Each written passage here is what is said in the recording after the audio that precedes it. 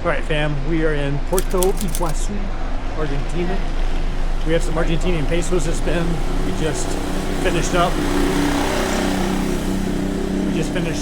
at the National Park, Iguazu Falls. It's in the last couple episodes. And it's about 3 o'clock in the afternoon. I want to spend the rest of my Argentinian money before we head back to Brazil. My Airbnb is in Brazil. We're right on the Tres Fronteras, the 3 borders, here with Paraguay, Argentina, and Brazil. I've already spent about 6 weeks in Argentina this year, and so I love Argentina, but right now it's winter time. It's late June, and so I want to head closer to the equator where the weather's like this. This is northern Argentina. It's June, and it's 23 degrees Celsius, so couldn't be more perfect. No humidity. But yeah, so today we're gonna try to hit up some restaurants and spend some pesos, get to know the local culture, cuisine, and just have fun with it. All right, so here we go.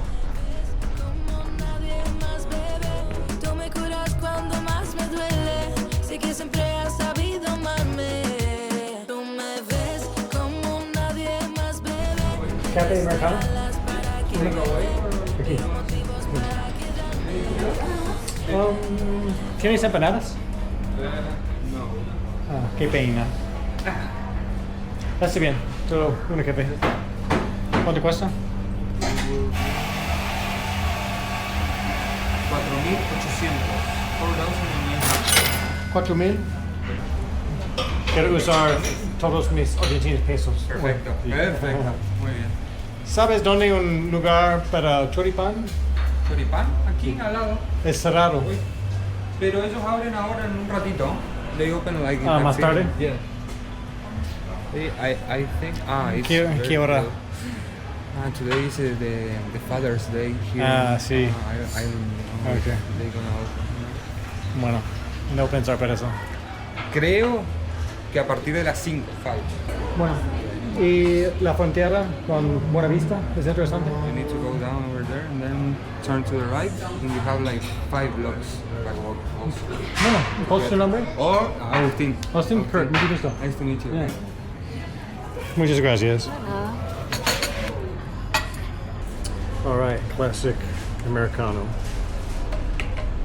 with carbonated water. One thing I do miss about Argentina is the cafes. Haven't had much of a chance to experience the cafes in Brazil yet, but we will. They make a damn good cup of coffee. Paraguay, I didn't have so many good cafeterias in the country, but I only spent almost a month there, so I really kind of rushed through it. The thing I like most about the cafes in Argentina are they're very Italian, so there's a lot of lineage and heritage. I think like 60% of all the family tree, 60% of the population in Argentina has some sort of connection with Italy. I think 60% Italian, 25% Spanish, and then the rest are Eastern European or sometimes Europe. So Argentina is very European. If you look at the president, Melli, the last name's Italian, first name's Spanish. Messi, last name Italian. List goes on and on. I normally don't drink coffee this late. It's almost 4 o'clock local time. But woke up early this morning, had a long day, walked a lot, walked 21,000 steps so far. Oh, the other thing is when in Rome, the Italians like to do siestas, where they shut down in the afternoon and open back up. So you can't really use Google in Argentina. What I found out, trial and error, a lot of places will advertise that they're open on Google and they're really not, or they'll just be in a siesta and not come back to work. So it just depends on how they feel. I've seen truck drivers taking a nap on the side of the roads, people sleeping in restaurants. It's not common to see that. It's just like probably like a 1 in a million thing that I saw. But yeah, they take their breaks extremely serious here. So it's kind of annoying sometimes. You arrive to a place, like I'm going to a gym or something, or a dentist appointment, see if try to schedule a dentist appointment or something like that, and the place is closed. So it's just something you have to kind of go with the flow and kind of adjust to. So yeah, don't really rely on Google. And you can't really rely on the business either, even if they tell you, because like I said, depending on how they're feeling, they just might not come in, on a Tuesday or Wednesday if they're enjoying their siesta. It's always served with some sort of a sweet. I don't know what this is. I'm not much of a sweet guy. I shouldn't say that. I do enjoy indulging, but I also like to watch my figure. All right, when in Rome, let's indulge.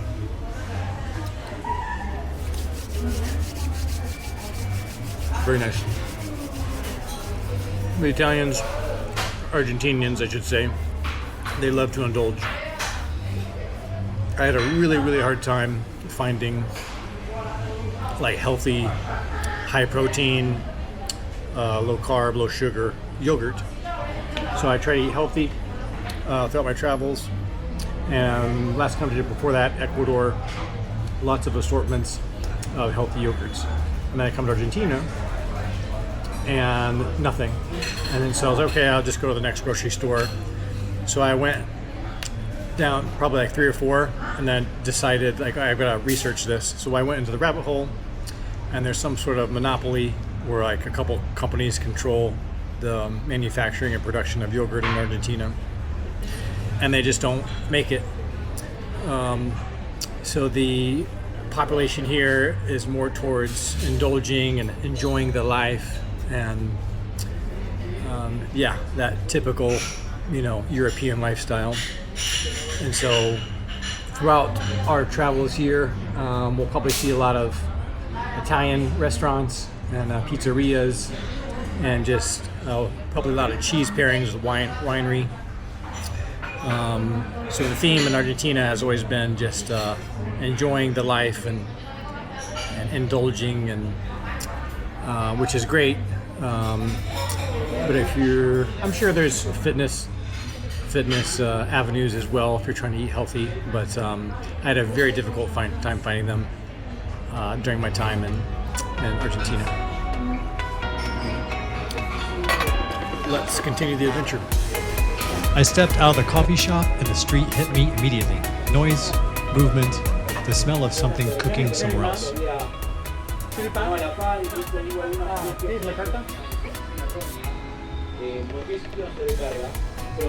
I found a spot, grabbed the menu, scanned it top to bottom. No choripan. The search continues. Can't find choripan. Have to wait for that place to open. Alright, what else we got here? Finding a choripan in Argentina sounded like the easiest mission of the day. Apparently, I was wrong. Hungry and slightly defeated, I headed toward another restaurant to try my luck again. Hola. ¿Tienes choripan or empanadas? ¿Tienes empanadas or choripan? Ya, empanadas sí, de carne nada más. ¿La carta? Gracias. Acá está. Son empanadas de carne cortada a cuchillo, empanadas fritas. All right, so I just ordered a couple of carne empanadas, and while we wait for those to come out, I can tell you a little bit about them. The empanada is basically Argentina's national snack. It's the third most consumed food in the entire country, right behind pizza and asado. Every single province in Argentina has its own version. So up in Tucumán, they do hand-cut beef, where they take it so serious they actually hold a national empanada festival and competition every September. In Patagonia, they stuff them with lamb. On the coast, they use seafood. In Cordoba, they sprinkle sugar on the empanadas. So these ones I'm about to try here in Misiones. We're near the Brazilian border, so they do their own thing here too. So let's see what we're working with. All right, you look at that golden flaky crust. You can feel the weight of it. It's packed. The outside has crunch, and when you bite through it, but on the inside it's completely different. It's soft, and the meat is less. The meat's juicy, almost stewed texture. You can taste the cumin. There's a little bit of paprika in there as well, and the onion stripped down, so it just melts into everything. The beef fat in the dough is what gives it that richness. It's not like a pie crust back home. It's heavier and it coats your mouth in a way that makes you want to go right back in. And for what these cost, this is one of the cheapest meals you can get in Argentina. Listo. ¿Cuánto cuesta? 10.000 pesos, efectivo, transferencia. 10,000. 10.000. 10,000. Propina. Gracias. Muchas gracias. Muy rico, gracias. All right, I didn't want to say it in their face, but that was the most expensive empanadas I've ever eaten. It's because we're in a tourist town, and I'm dressed like a tourist. So if you're going there, that's a tourist trap. Those were probably 3.5 times overpriced. The portion size, and they were good, but yeah, this is the popular avenue here. It's all tourist trap. So that's all right. It'll help us get rid of our pesos faster, I guess. We'll probably have to go deeper into the non-touristy parts of town to get some of the authentic. I mean, those are authentic, but yeah, you get what I mean. All right, let's explore more here and see if we can find some non-touristy stuff, or just go with the flow, feel the energy. All right, I think we're outside of the touristy district. You can tell by the surroundings here. Here's like a little strip of restaurants looks like. Let's see if any of these are open. All right, here, this place is open. And not. See what I mean? Abierto. In Spanish, that means open. Cerrado is closed. So they are mid-siesta probably, or someone forgot to turn on the sign. But that's pretty typical for Argentina. They advertise that they're open, and they're not just on Google, but literally on the storefront. It's kind of ironic, I guess. Gotta go with the flow. Looks like it appears to be a non-touristy pizzeria. There are moments when travel demands bold choices, a willingness to take risks, to step outside your comfort zone. I ignored all of that and ordered 2 more empanadas. Oh, gracias. All right, we gotta redeem ourselves with the empanadas. These seem more of an authentic, non-touristy joint. Good energy. Yeah. This feels like Argentina. I ordered empanadas again because everything else on the menu was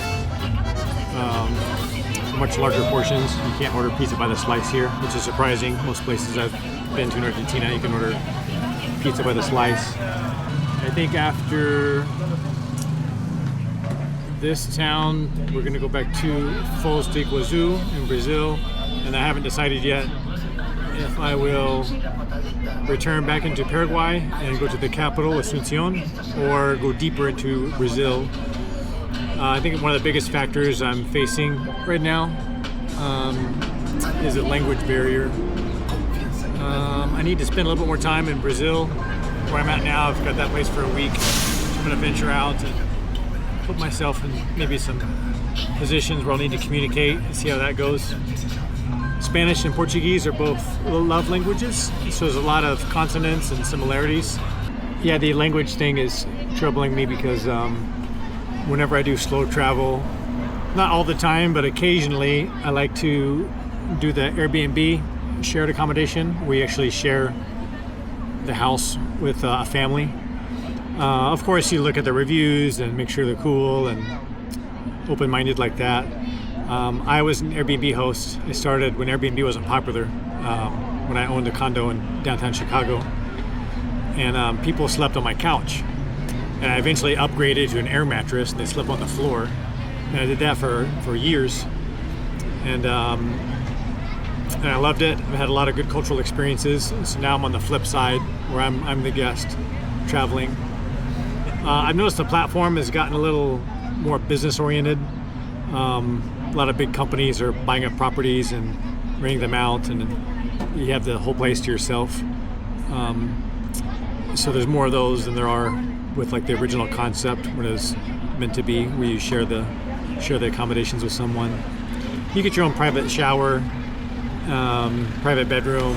You just share the common areas, living room, and for the most part, I like having my privacy now as I get older. But I go out of my way to do those because you get a real thick, authentic, cultural experience. You're living with the locals. They give you all the ins and outs, and you learn their routines and how they live their life, and also, more importantly, places. They recommend places where to go, but more importantly, where not to go. So they'll tell you the dangerous areas, and especially in South America, a lot of the places that rely on statistics and data, it's not very reliable. There's a lagging indicator. So it might be 6 or 12 or 18 months before the crime statistics catch up, where where a particular neighborhood or gang or drug activity is going on. So get to know the locals and network and mingle and learn the language a little bit. And Spanish is an easy choice because all the countries besides Brazil are Spanish speaking. If you ask me what top 10 languages I'd want to learn, all top 10 would be Spanish. All right, I think after these empanadas, we might take a break. It's spot on 5 o'clock right now, local time. Beautiful sunset. I'm itching to get some drone shots. I haven't flown my drone all weekend, being it's prohibited in the national park. Here I don't think it's prohibited, so we'll give it a whirl. All right, we just ordered a carne and a bondilla empanada. Bondilla is a slow-cooked pork shoulder, and it's one of those fillings where you really only have to find it at a local spot. Right away, the dough is different here. It's thinner, crispier. We gotta be honest, these are way better than the first spot. I think it's because of the setting. This isn't touristy or tourist pricing, just a neighborhood pizzeria where locals will grab food and grab it on the way home. All right, I'm gonna start these down. Let's go catch the sunset. All right, gotta take a little break here. Don't want to get into a food coma. So it's 5:30. We're gonna watch the sunset. I got a new drone and haven't been able to fly it, so I'm gonna try to see if we can get some good golden hour shots. Golden hour is about gonna be about 30 minutes or so, and then we'll go back into town with a busy part of the street and see if we can find some choripan or carne asada. Or, it looks like this is all touristy town, so not many choices. Easy to get rid of our pesos, but harder to find that genuine, authentic Argentine food. I'm sure it's here, but you just have to look a lot harder. Wow, beautiful.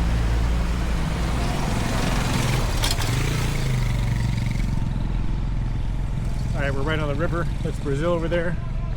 And on the other side of that bridge is Paraguay. At ground level, everything feels fixed. The roads, the rivers, the borders, the life you're supposed to live. Then when you rise above it, and suddenly all of it looks smaller. Maybe freedom isn't finding a world without borders. Maybe it's remembering you were never meant to stay inside them.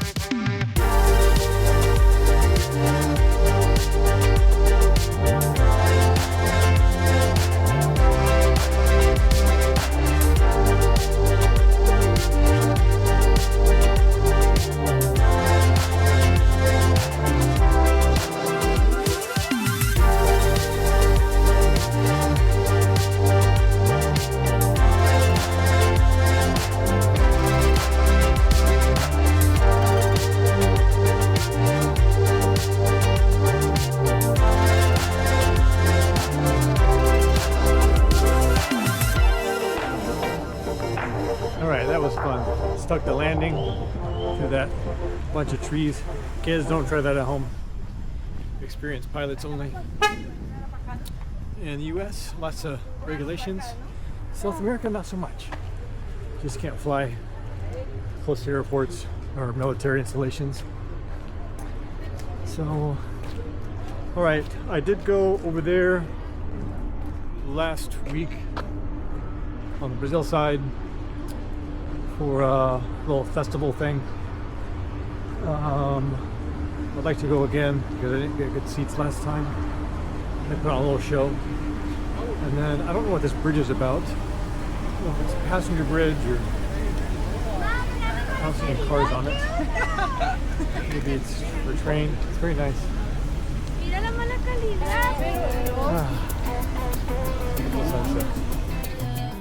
There was still one thing left to find before the day was over, choripan. So I climbed into a taxi and headed back to the main streets. Chasing that kind of meal looks simple on paper, but somehow becomes part of the memory. Okay, choripan.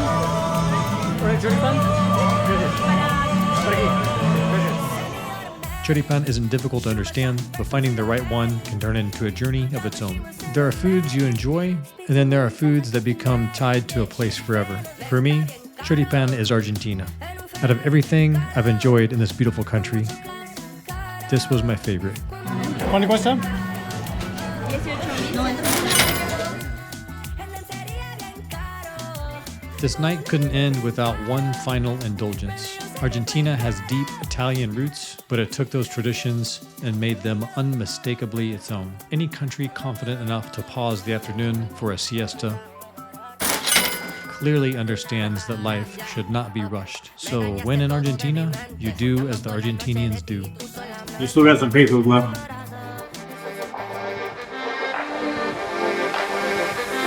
Just left to come back to Argentina.